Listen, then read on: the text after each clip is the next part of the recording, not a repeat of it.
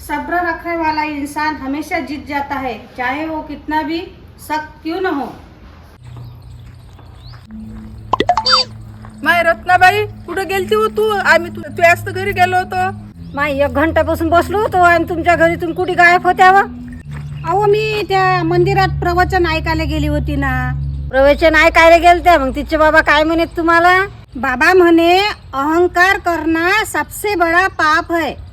हो, खरं आहे त्याचं. मग बरोबर आहे, काय चुकीचे थोडले बोलले ते बाबा. पण मी विचार करते आरसा पाहिल्यावर की मी त्या शांताबाईपेक्षा तर खरंच सुंदर आहे.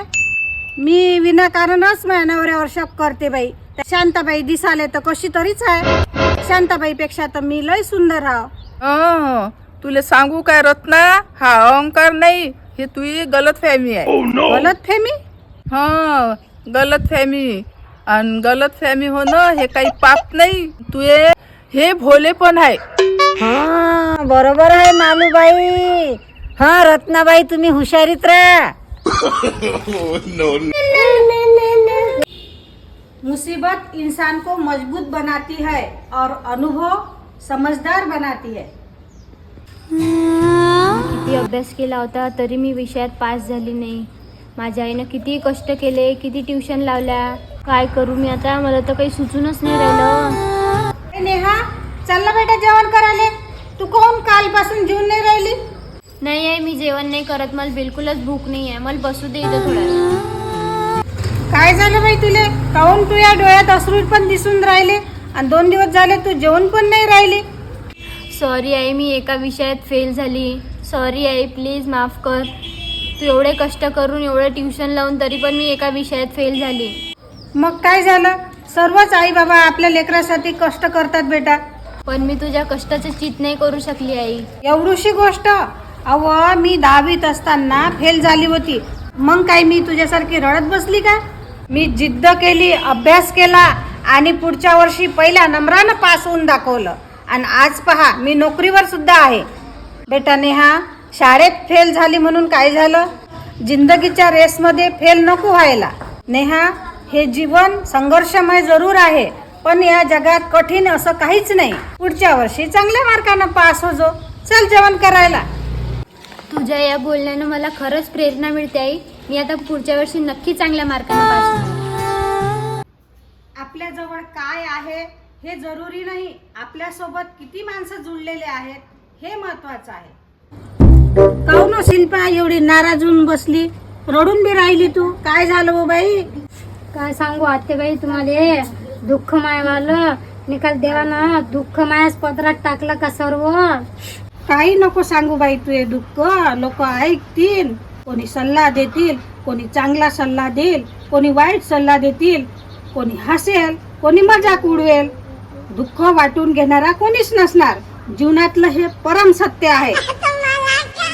आपलं दुःख आपणच सहन करायचं असते. ओ आजी आजी, माझी टीचर म्हणे होमवर्क कर नाही तर कोंबडा बनवीन.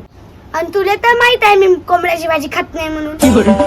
आत्याबाई, माझ्या हातात पैसा टिकतच नाही हो. काय करा लागल? हातात पैसा टिकत नाही, पर्स मध्ये ठेवत जाणं. मग वक्त कभी भी बदल सकता है, बस हौसला चाहिए. ते बघ तिथं बाया बसलेल्या आहेत, त्यांना हे पॉम्पलेट देऊन देऊ आपण. काय? नमस्कार बायांनो. नमस्कार. नमस्कार. नमस्कार.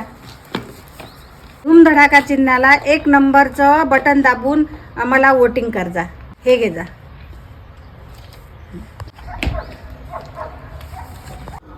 हे घ्या, ठेवा तिकडे. मालूबाई, आपला द्या ना त्यांना. हे घ्या, आम्ही पण निवडणुकीला उभा आहे. आमचं चिन्ह आहे चिमणी पाखरं. तुमच्याच खालचं 2 नंबरचं बटन आहे. किती लोक उभे आहेत रे बाबा, काही समजूनच नाही राहिलं. किती लोक उभे आहेत आणि किती नाही तर. चल हा बाई, नक्की देऊ. जगात किती शोध लागले तुला माहित आहे का? जगात किती शोध लागले? नाही. चल ताईला विचारू. ताई, हे बघ ना, आम्हाला हा प्रश्न नाही येत आहे. इकडे बरं, दूध आणून दे बरं बाई, दुधाचं पाकिट आहे. हा दे आई, आणून देतो. चला. कुठे चालली म्हणे? तुम्ही कोण? मी ओळखलं नाही तुम्हाला. तू मला ओळखलं नाही का? अहो तू रत्नाबाईची पोरगी होय ना? ते रत्नाबाई आहे ना माझी मैत्रीण होय. हाय खरंच हो शेम, तू रत्नाबाई सारखीच दिसतो बिचारे. हो, मी त्याचीच पोरगी आहे. आणि आता मला अर्जंट काम आहे, मला दुधाला पाठवलं माझ्या मम्मीनी. खरंच हो, तू तर रत्नाबाई सारखीच बोलतो. दिसाली तशीच आहे, केसाची वळणी तशीच आहे तुझी. तू तर रत्नाबाई सारखीच पटर पटर बोलतो. बरं तू आईला सांगजो मालूबाई भेटली होती म्हणून. चालली मी. मी आता दूधच नाही आणत. चला हो घरी.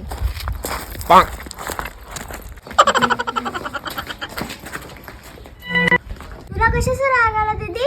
जाऊ दे, चल आपण दूध आणू. ते मलाही चॉकलेट घ्यायची आहे. चहा बरं, तुम्ही दोघी जणी माझ्या मागं नका लागू. मला नाही आणायचं आहे दूध आणि चॉकलेट. बाई ह्या पोरी काऊन वापस आले? दूधही नाही आणले. काय झालं असं?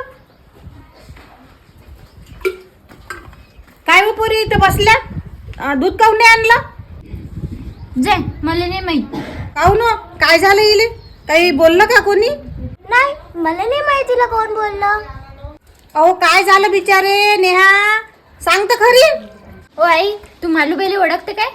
हो, ते तर माझी मैत्रीणच आहे. काऊन तुले ते भेटली का? काही बोलली का? आई, ते मालूबाई मला म्हणत होती की तू सेम त्या आईसारखी दिसतं. हो का?